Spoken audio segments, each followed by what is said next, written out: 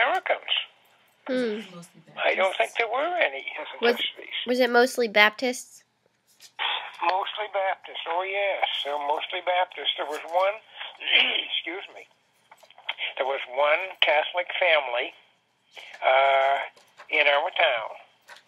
And they went to church in Danforth, Maine, every Sunday. They went to the same church that Grammy now goes to when we're in Forest City. Okay. The little Catholic church over in Danforth, Maine. Okay. Question number 3. Did many people your age work, and in what industries? Well, you see, when my age growing up, I was born and brought up there, and I left Forest City at the beginning of my 13th year. So you see, I wasn't really big enough to work on a job or hold down a job for pay or anything like that. Understand what I mean? Yeah. Yep. But I did work. We used to cut wood, and I remember the first money that I ever earned, this is a true story, was on a particular Saturday, and I was probably maybe 9 or 10 years of age, and I used to love horses. And everybody in most of the farmers in Forest City had horses, beautiful, big work horses. They weren't sleek, beautiful riding horses like Aunt Cat has, and like you might go to a stable and pay to go horseback riding. These were really huge, beautiful, kind work horses, and I loved them. And very often the farmers would let us kids ride on their backs as they were coming back from working in the fields or something. And one day, one of the farmers had to be away for the day and asked me if I would like to come up and use his horses, the 2 horses, and plow the fields, plow a big field for him. And I said I would, but I wasn't big enough to handle the big harnesses that go on the horses, on the work horses. So this man, before he left for work that day, he harnessed the horses, and he got them all ready, and they were in their stalls, eating their hay and the grain and so forth. And I rode my bicycle about a mile and a half from my home, across on the Canadian side, and I went in the barn, and I unhooked the horses from their stall. I brought them out into the barnyard, and I hooked them up to the implement that I was going to use to work in the fields. And they were very good. I took them over to the watering trough, and there was a great big, what was called a watering trough. It was twice as large as a bathtub, and it was always solid full of water. And when we took the horses out in the morning, and when you brought them back at noon, and before you put them back in the barn at night, you took them over to the watering trough, and they bent down, and you let them drink as much as they wanted to. So I took them over to the watering trough. I got them watered good. I hooked them up to the implement that we used to work on the fields, and I worked all day. I had taken my lunch. My mother packed me a lunch, and I had taken the horses back into the barn, and I fed them some hay and some grain. And I was only about 10 years old. And these great big giant work horses, and they were beautiful. I wish you could have seen them. And they had their lunch and their hay and their wheat and their grain. And I had my lunch and so forth. And then about an hour later, I went in and I unhooked them from their stalls, brought them back out, got them some more water at the watering trough, took them out for the field that afternoon, and worked them. And at night, I put them back in the stall, but I couldn't take the harness off them because the harness was very heavy, and I was just little. So I left it, and the owner, the farmer, when he came home that night, he took the harnesses off them and so forth. And for that day, this particular farmer gave me 50 cents. He gave me 2 quarters And Grammy has heard this story many, many times. And that's a true story, and that's the first 50 cents that I ever earned in my whole life. So that's the 50 kind cents? of work. That's the kind of work that we did when we were little, you know. Does that make any sense, that little story? What would you have spent that money on? Oh, gee, 50 cents? I saved that, and probably when my family, when we went to town, when we went over like to Danforth, which was a big town, you know how little it is, what little jerk town Danforth is, but Yeah. it was a big deal in those days. I probably went over and I bought a couple of little books. I used to call them assignment books, a little tiny book with ring binders, with a wire binder on them for assignment books. And maybe I bought a little book that's called a Big Little Book. I mentioned Big Little books the other night to you. These are little square books, very thick, and they probably cost about 20 cents in those days. I probably bought a book or something like that, and I probably bought a couple of candy bars, some gum, something like that with that 50 cents. But remember, Caroline, that was, in those days, that was quite a lot of money. My mom says she remembers the Big Little books. Do I have any Big Little books? No, my mom says that she remembers them. She remembers seeing them. That she remembers the Big Little Oh, books. okay. Uncle Mark has some now.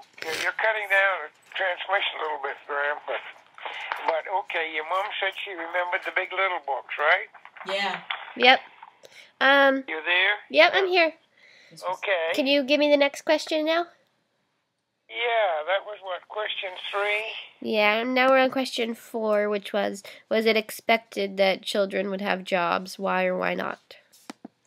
Well, no, because the children were not really big enough, Caroline. When we were kids in the little town of Forest City growing up, were not big enough to have jobs. And there were no kind of jobs to be had. There were no ice cream stores to work in or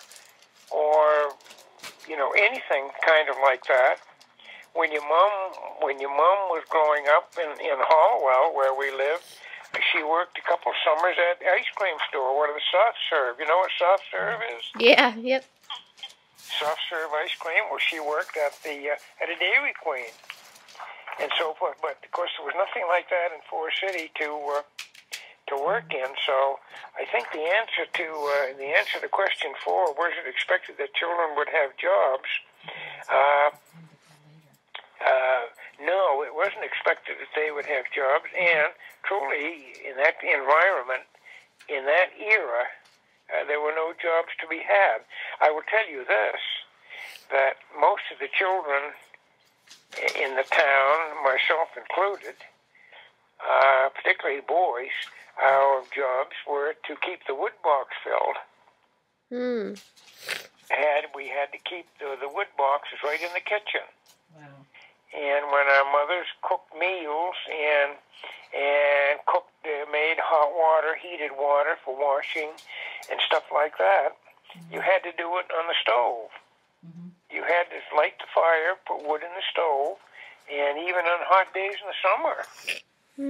The only way you could have hot water would be to have the stove going. And I used to fill the wood box every night of my life. Fill the wood box, and very often, almost every night, I would have to carry water because we didn't have any electricity. Again, you have to remember that. We didn't have any plumbing. Okay. And the water that we used for washing dishes and for washing up and for drinking and everything had to be carried from a well. Oh. And we did not have a well at my parents' home, at my home, and I had to go to a neighbor's house to carry water. Oh. And we had two giant pails. They were 12-quart pails. Each pail held 12 quarts. They were pretty big pails. And I would go to the neighbor's house, and they were glad to have us have the water. and they had a well, an old-fashioned well, and you'd lift the cover up on this well curb, and you would let the pail go way down into the water, and then you would have the roller and the handle, and you would wind it up, and you'd bring the pail right up to the top, and you'd pour that pail of water into your pail. You understand what I mean? Yep. And I would get one pail full, then I'd put the pail way, way back down in the well again. You can look down and see the water, and I'd fill that pail up, and I'd turn the handle, and I would retrieve the pail and pull the pail way up and take that pail and dump it into the second pail. And I'd put the well curb cover back down, and I'd pick up the 2 pails of water, and I'd carry them home. And when I was little, I can remember well, I couldn't carry 2 full pails of water. I'd have to carry each pail about half full. Okay. And I was very proud when I reached the point where I was strong enough to carry 2 full pails of water, just like my father did. Oh. So that's the kind of jobs that we had. Okay. Question 4, that we did work and we had jobs, but that's the kind of a job that we had. Okay. What were places to go in your town with friends and family? Now say that again. What kind of places did you go in town with your friends and family? Well, what we did, Caroline, was visit back and forth with our friends and family. There were no movie theaters. There was no stores. There were no malls. There was no place to hang out. There was no community center. You know, This was a little town way back in the early 1930s, up until 1940 when my family moved to Bath, Maine in 1943. And we would visit. The kids would get together at somebody's house and study together. Some kids would come over to my house to study together, and the grown-ups would get together once or twice a month at somebody's house, and they would talk, and very often they'd play cards, and they'd have a little lunch and some coffee and stuff, and that's what we did. Okay. No places to go in town except to visit your friends and other family members. Okay. Let's see. Next question. Were there any big events in your community, like big things that happened that affected people? Things that happened in the community were not all that often and all that great. But one of the big things was in the fall, in December, prior to Christmas, the school would have a Christmas concert. And that was a big